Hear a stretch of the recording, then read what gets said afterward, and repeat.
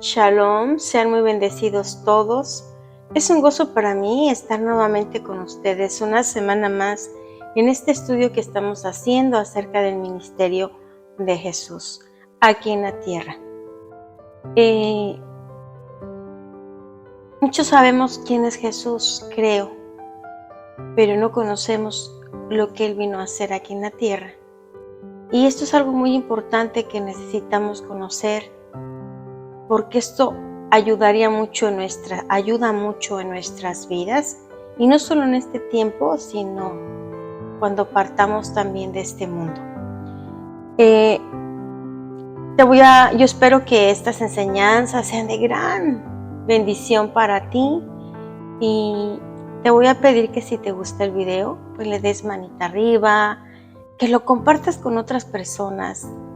Si sientes que tocó tu corazón, recomiéndaselos a otras personas, ¿ok? Entonces vamos a recordar un poquito lo que estuvimos viendo la semana pasada. Ya comenzamos la parte más importante de este estudio, que es ya en sí cuando Jesús comienza a enseñar. ¿Y qué es lo que va a hacer Jesús?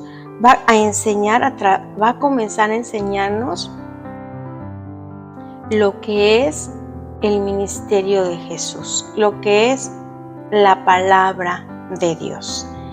¿Ok? Nos vamos a ir a Mateo 5. Estamos ahí en Mateo 5 y comenzamos a ver la semana pasada lo que es el sexto mandamiento. Vimos que el sexto mandamiento es no matarás. Y estuvimos viendo que vamos a leer el versículo 21 y 22 para ubicarnos nuevamente en lo que nos quedamos la semana pasada. Esta parte, este sexto mandamiento, lo vamos a estudiar muy detenidamente. Van a ser varias partes, no sé cuántas partes van a ser, porque lo que importa es que esta palabra no solo penetre en nosotros, sino que traiga cambios en nuestra vida. Muchas veces, como te he dicho, queremos ser transformados para mejores personas. Si yo te preguntara a ti, ¿quieres ser transformado para ser una mejor persona? Tú seguramente me vas a decir sí. Pero, ¿sabes una cosa? Para ser transformado, hay que recibir la palabra de Dios. Y hay que conocer la palabra de Dios. Y hay que estar dispuestos a pagar el precio para poder ser transformados. ¿Cuál es el precio? Tiempo. Dedicarle tiempo y ser obedientes a esta palabra. ¿Ok? Entonces vamos a irnos a ver Mateo 5, 21 y 22. Y dice: ¿oíste que fue dicho a los antiguos, no matarás? Y cualquiera que matare será culpable de juicio. Pero yo os digo que cualquiera que se enoja contra su hermano será culpable de juicio. ¿Ok? Entonces aquí hay una cosa muy importante. Estuvimos analizando la semana pasada que en la antigüedad Dios le dio estos mandamientos a su pueblo en el Antiguo Testamento. Y ahí les decía que si mataban a una persona, pues se van a ser culpables de juicio. Sin embargo, vemos que ahora Jesús viene a darnos parámetros todavía más altos del que había en el Antiguo Testamento. Y Él nos dice que cualquiera que se enoja contra su hermano será culpable de juicio. Y la semana pasada estuvimos viendo que era enojo. Ya, ¿ves? Entonces ahora vamos a ver, en esta parte vamos a ver qué significa culpable de juicio. ¿A qué se refiere? ¿Qué quiere decir ser culpable de juicio? ¿Ok? Entonces hoy vamos a estudiar lo que es culpable de juicio. Ahora, yo les he dicho que el reino de los cielos es un reino como cualquiera, es como una nación, ¿sí? Hoy existen reinos y hay reyes en algunas partes del mundo, pero hay naciones, ¿verdad? Hay pueblos, pero a final de cuentas todos tienen el mismo modelo. ¿A qué me refiero? Que tienen un poder judicial, el que aplica las leyes, que tienen un poder legislativo donde se hacen las leyes y que tienen un poder ejecutivo, un presidente, o en su caso, si es una anarquía, tienen un rey, ¿verdad? Entonces ahí vemos ya, este es un modelo. Yo quiero que nosotros podamos entender que el reino de los cielos es como una nación, ¿sí? Tiene sus leyes, tiene su sistema judicial, tiene su rey, que es Jesús. Y el Dios Todopoderoso que lo creó, que es Jehová de los ejércitos, Él es el dueño de este reino. Es un reino como una nación, como cualquier otra nación, con sus leyes y como te he dicho, pero es espiritual. Esa es la diferencia. El reino de los cielos es un reino espiritual. Ahora, es muy importante que entendamos que lo espiritual es paralelo con lo físico. ¿Qué quiere decir? Que así como vemos cómo opera una nación, así opera el reino de los cielos. Esto es muy importante que nosotros lo podamos entender y recibir, ¿sí? Porque para entender la Biblia es muy importante que nosotros veamos que existen, que Dios creó. Los que estuvimos desde el principio, vimos que Dios creó las cosas que se ven y las cosas que no se ven. Las cosas que se ven son las cosas físicas y las cosas que no se ven son las cosas espirituales. Entonces muchas veces nosotros es más fácil poder ver cómo operan las cosas físicas para poder entender que así también hay un mundo espiritual y que opera así. Por eso decimos que el mundo espiritual es paralelo al mundo físico, funciona igual, tiene cosas parecidas. Y este es el caso de un reino, ¿verdad? El reino de los cielos es un reino como cualquier otro reino. Ya te dije, tiene todos los poderes como cualquier otro reino. Esto es muy importante. ¿Por qué te estoy diciendo todo eso? Porque cuando hablamos aquí culpable de juicio, quiere decir que hay una corte, que hay un lugar a donde se lleva a juicio, ¿sí? Por ejemplo, en el mundo físico, cuando una persona comete un delito, esa persona es llevada a prisión, es puesta, ¿cómo se dice? Es privada de su libertad. Pero esa persona tiene que hacérsele un juicio, ¿verdad? Y en el juicio ya van a poner todo lo que hizo, cómo estuvo toda la situación, y ahí lo van a declarar culpable, ¿verdad? O si fuera inocente, si en el caso de que lo hayan culpado injustamente, y ahí le van a decir si esa persona es culpable, le van a dar una condena, ¿verdad? Entonces así es como opera el mundo físico, ¿verdad? Así es. Ok, entonces aquí te está diciendo que el que matare a una persona será culpable de juicio, ¿sí? O sea que va a ser enjuiciado y va a ser declarado culpable. Entonces vamos a irnos a Apocalipsis 12, no, Apocalipsis, ahorita te digo es 20, pero en este Apocalipsis 20, el último libro de la Biblia se llama Apocalipsis y vamos a irnos al número 20, 11, ¿ok? Entonces vamos a ver que aquí Juan, el apóstol de Jesús, ¿sí? Al que le decían el discípulo amado, él tiene una visión celestial. Sí, él ve el trono blanco, ve el gran trono blanco. Ese gran trono blanco está en el reino de los cielos.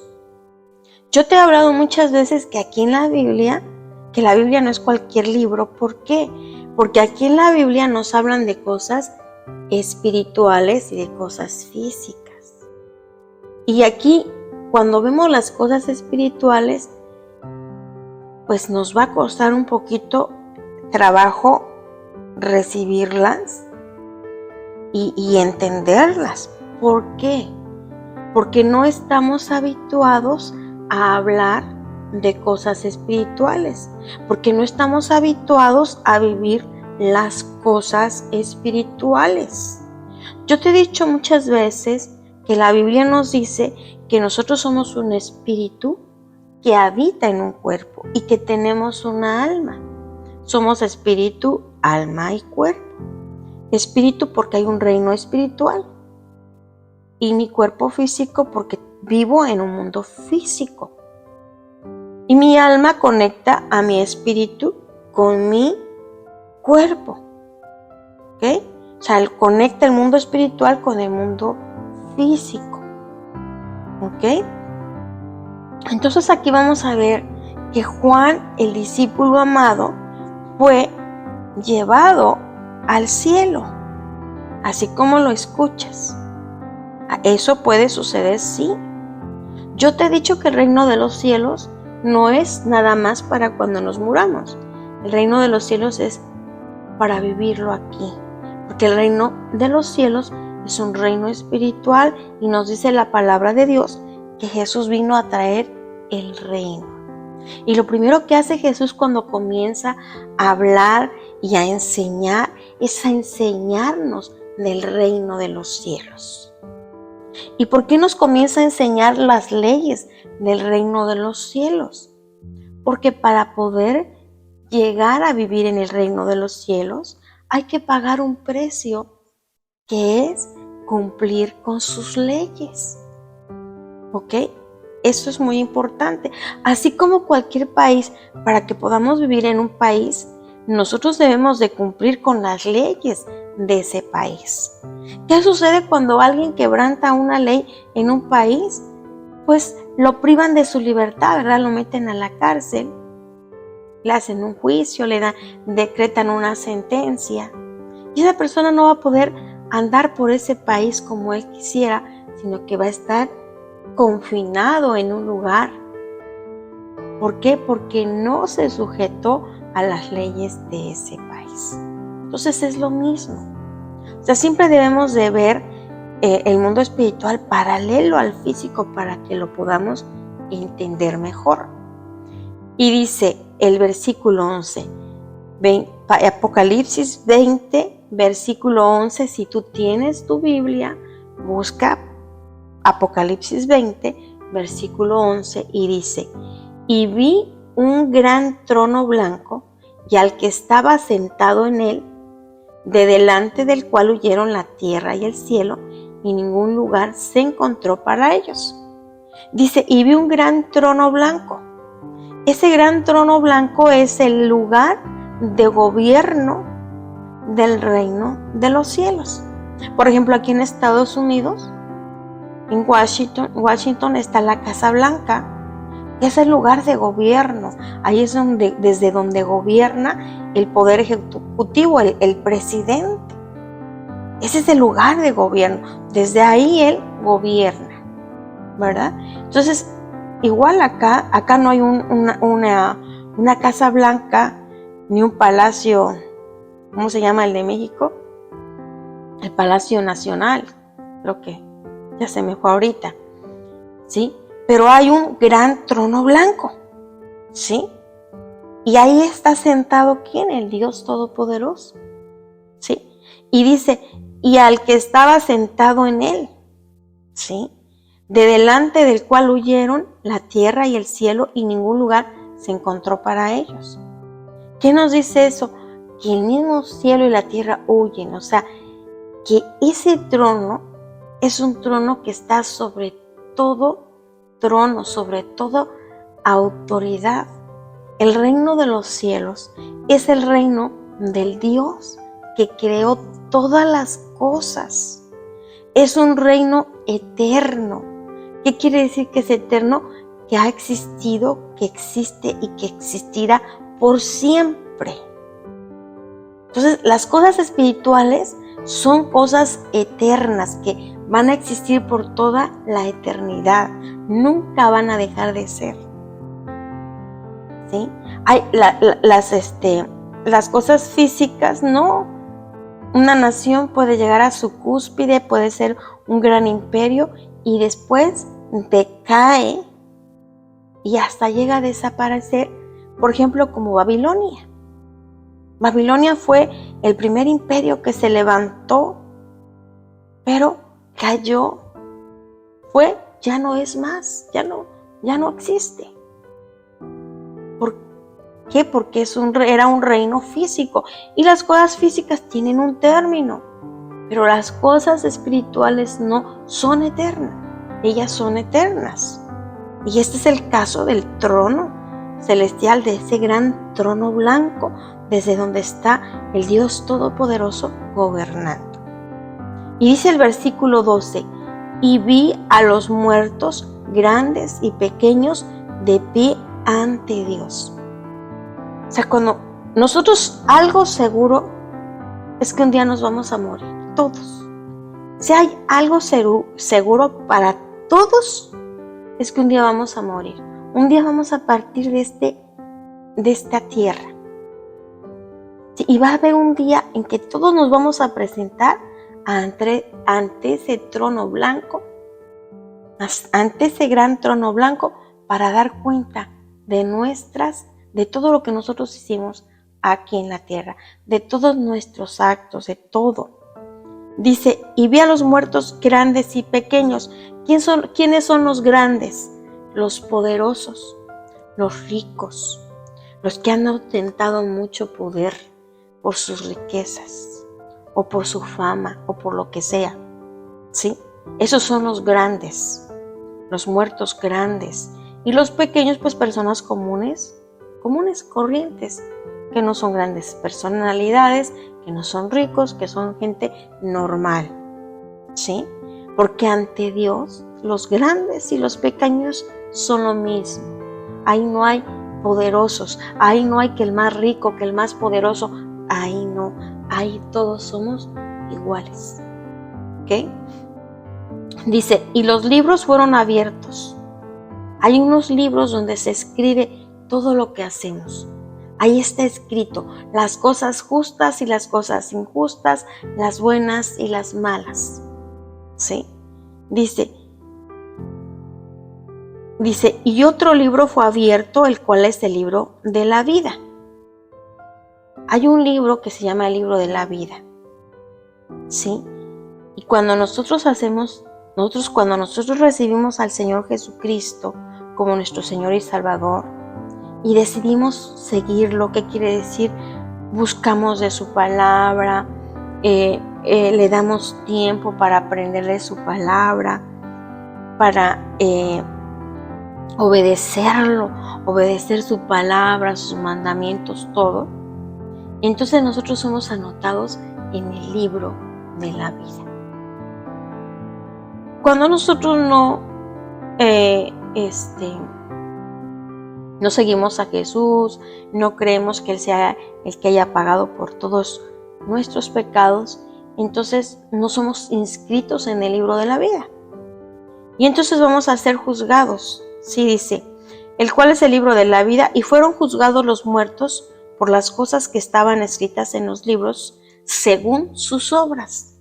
Entonces vemos cómo según las obras de la persona vamos a ser juzgados. ¿Sí? Y el 15, nos vamos a ir al 15. Y el que no se halló inscrito en el libro de la vida fue lanzado al lago de fuego. Entonces vemos que dice que van a ser juzgados por todo lo que hicimos. Nosotros tenemos un camino. Si nosotros recibimos al Señor Jesús, entonces nosotros, ¿sí?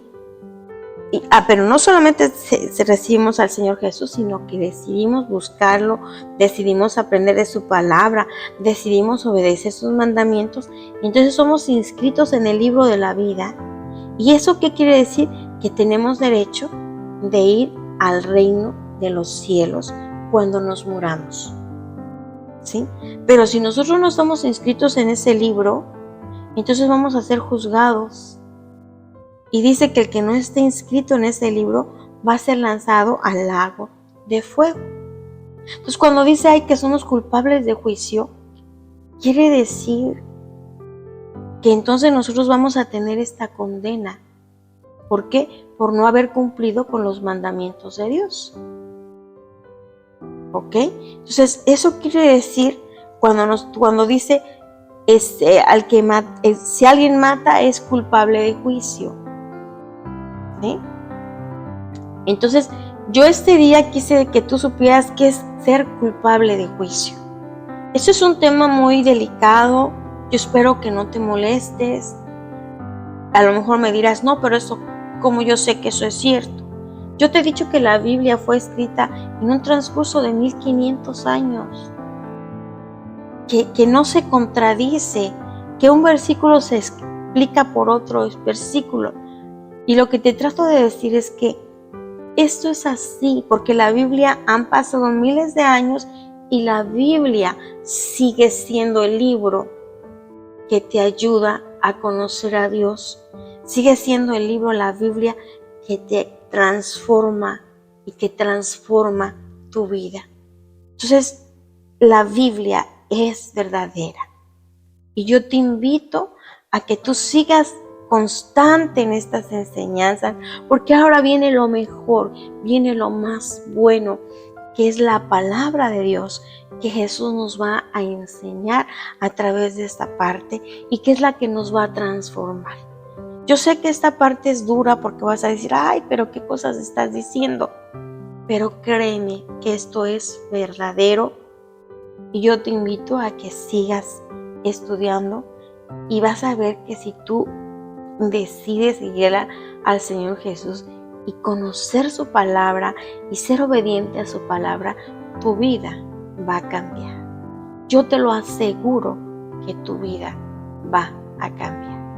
Bueno, pues esto ha sido todo por hoy. Es un tema muy largo, pero espero que haya quedado claro. Si tienes algún comentario que hacerme, por favor, escribe en los comentarios y yo espero que tú puedas recibir esto. Vamos a hacer una oración muy pequeña porque se nos fue el tiempo.